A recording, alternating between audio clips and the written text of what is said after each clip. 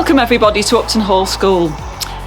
It's unusual times where we can't show you around our school because of coronavirus, but what we're going to do today is try and do it in a little bit of a different way. Instead of standing in the hall, we're going to have the opportunity to show you around our lovely gardens, show you around some of the buildings. We're going to have the opportunity to talk to some of our pupils and our sixth form students. When I wrote my welcome for the website, one of the things that I put on there, one of the first things that I wrote that came into my mind was, Upton is simply a lovely place to be. So helping me look around school today, we've got Neve and we have Molly.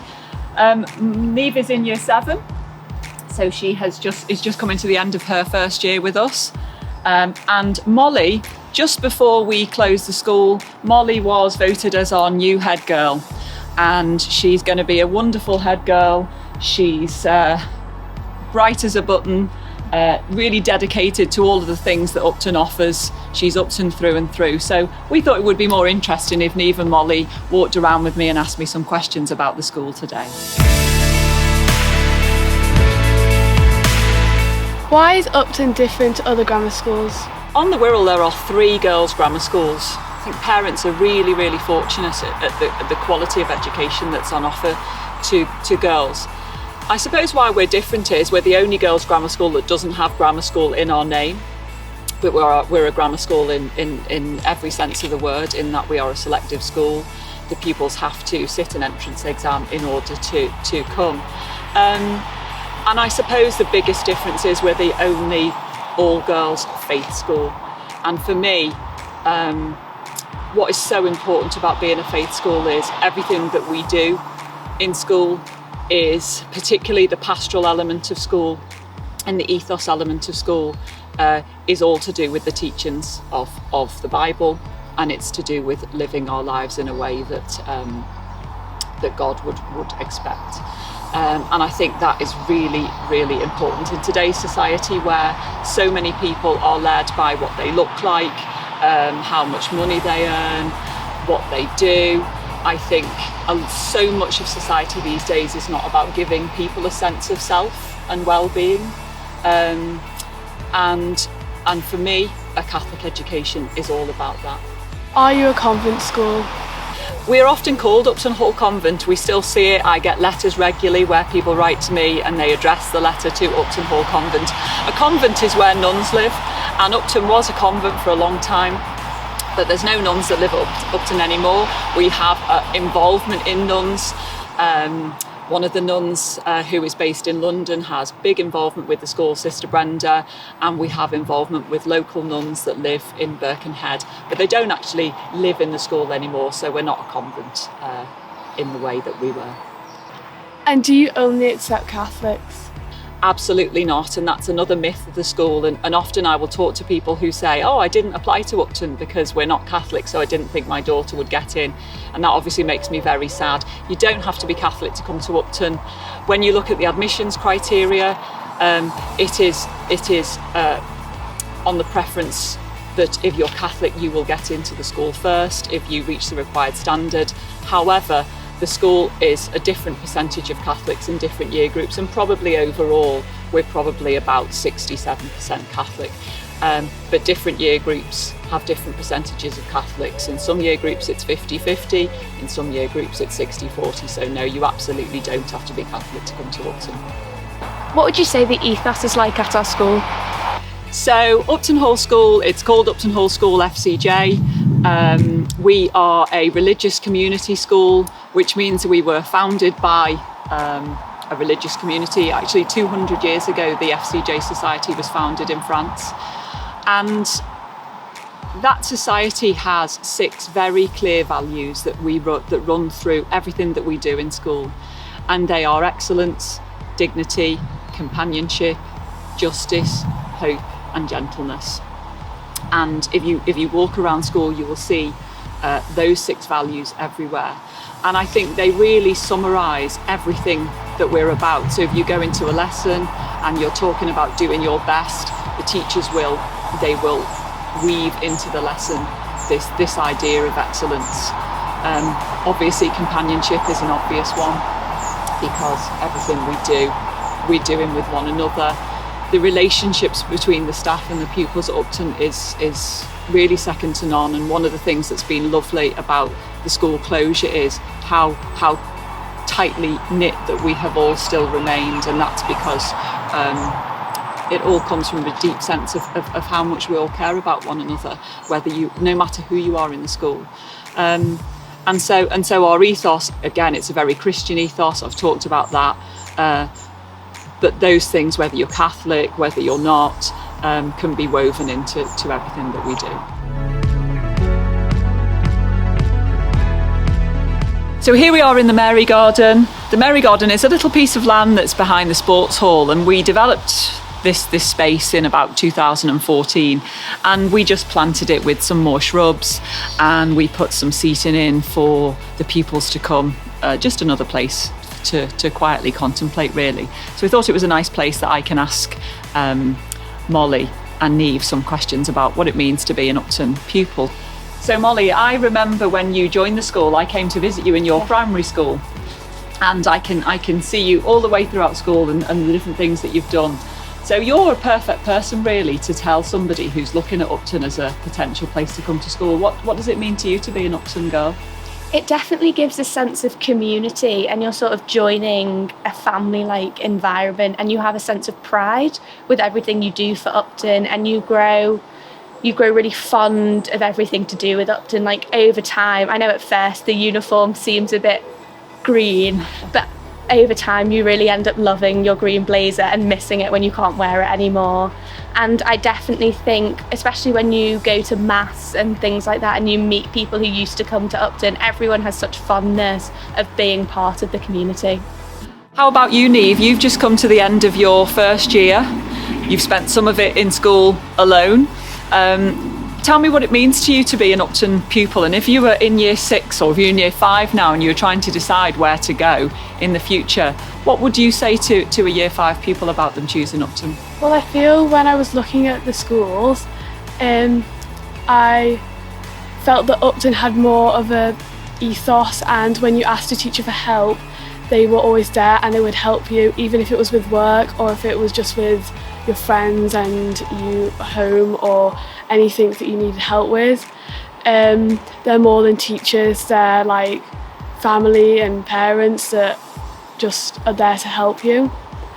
I also really like the grounds, so at break time at lunchtime, the grounds are beautiful, and I really like walking around them and with my friends and having a nice chat. I can just see trees everywhere, and I felt that was the reason why I chose Upton. The grounds were nicer and the teachers were just there for you.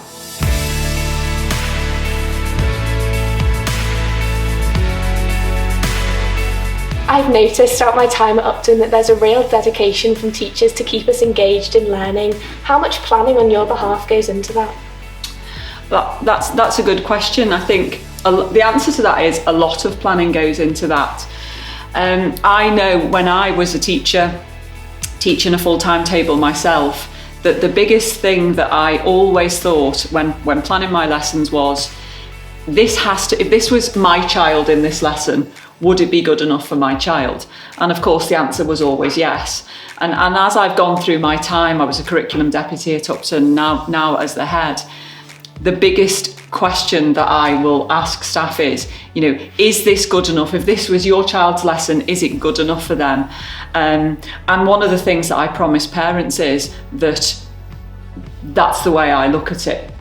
And nothing but the best is good enough.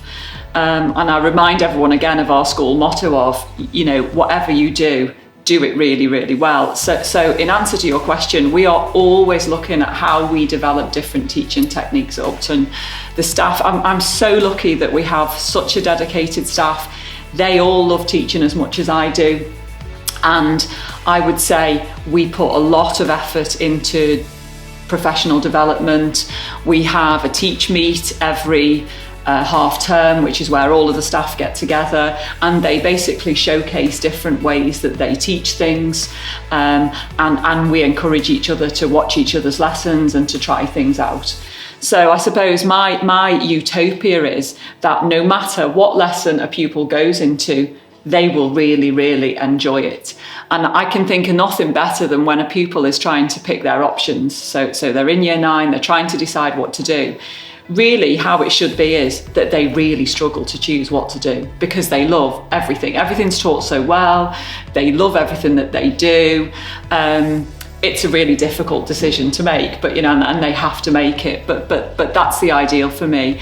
And there's no greater compliment for me than when a pupil says, and a sixth form student says, that they love their lessons and that they really appreciate their teacher, because I know what goes into achieving that. And it's no accident that as a result of that, our pupils make really, really excellent progress across the board. So Miss Gaunt, what do you mean by they make good progress? Okay, so schools are measured in how, I suppose, the distance travelled by pupils from when they come into the school to when they finish their GCSEs. And school gets a progress score for how well that they do in that time, and then we get another progress score for how well they do between GCSE and A-level.